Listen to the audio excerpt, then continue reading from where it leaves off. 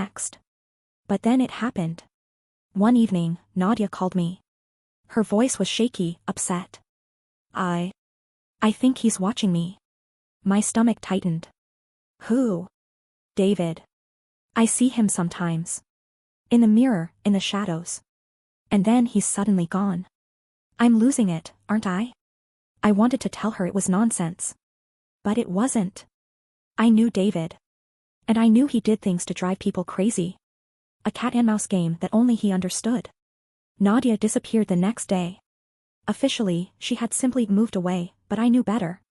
I saw the way David looked at me, with that empty smile. He knew that I knew. I began to distance myself. But David wouldn't let me. And then I got the messages. Anonymous emails, text messages from unknown numbers. Pictures of me, taken while I was sleeping. Or while I was alone. I heard footsteps in my house, found things that didn't belong to me.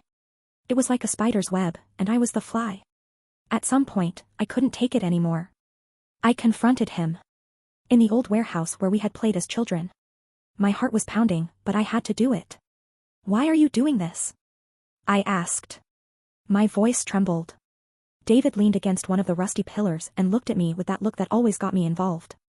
Because I can. That was all. No deeper reason. No trauma. No hatred. Just because he could. That's when I knew I had to get rid of him. I wish I could say that I reported him to the police. That there was justice. But there wasn't.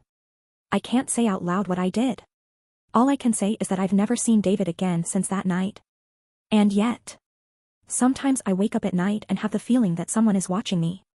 Sometimes I hear a message on my voicemail, a soft breathing, nothing else. Sometimes I think the game isn't over yet.